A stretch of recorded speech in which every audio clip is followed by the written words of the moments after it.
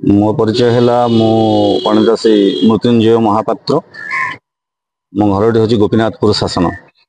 मुझे निमंत्रित पुरोहित हिसाब से आसी। ये अनुष्ठान दीर्घ 40 वर्षर अनुष्ठान। ये कार्तिकेश्वर कृपार अनुष्ठान उत्तरोत्तर उन्नति कामना करुच्ची। मोर जो कार्तिकेश्वर मत्स्य व्यवसायी संघ अच्छा जो भक्त मान सहयोग अनेक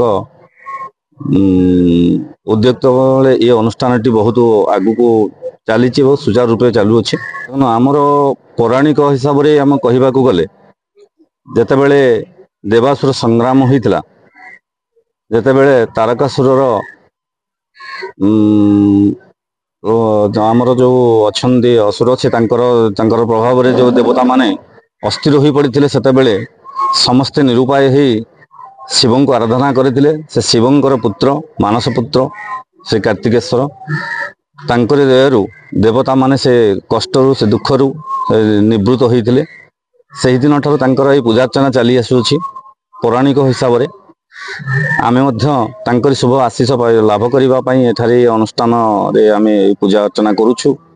एठी आमर कार्तिकेश्वर पाखरे 5 दिनात्मक ये यज्ञोत्सव चलुछि। ए यज्ञोत्सव रे नानादी देवता पूजा पाउछन्ति। जेमिति शिव पार्वती मध्य पूजा पाउछन्ति। तांको सहित विघ्ननाथ गणेश मध्य पूजा पाउछन्ति। तांको सहित लक्ष्मी नारायण मध्य पूजा पाउछन्ति। एवं नवग्रह दिगपाल मानकु आमे आवाहन करुछु। एवं 5 दिन पर्यंत समानकर पूजार्चना चलुछि, उपचार चलुछि। तापर पूर्णाहुति मध्य होउछन्ति। संपूर्ण वैदिक रीति रे हमर अनुष्ठान ये कार्यक्रम चलुछ।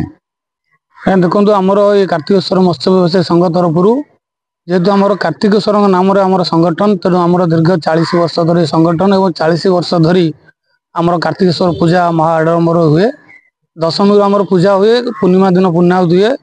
एवं 9 मसीहा ठारू आज 17 वर्ष है सहित आमर रुद्र महायज्ञ आमर ये हूँ 17 वार्षिक रुद्र महायज्ञ चली। आमर गतकाली दशमी रे आमर कलश यात्रा ही आमर ये कार्तिकेश्वर पूजा आरंभ है। आज एकादशी तिथि रे आमर यज्ञ कलश शोभा यात्रा बर्तमान बाहरी जाइए। अल्प समय कलश यात्री मैंने आसी पहुँचे। आज आमर जहाँ कार्यक्रम अच्छी आपर पर आमर सूर्य पूजा हम और अग्नि स्थापन हो दीर्घ 5 दिन धरी बुधवार पर्यंत ये कार्यक्रम चलो।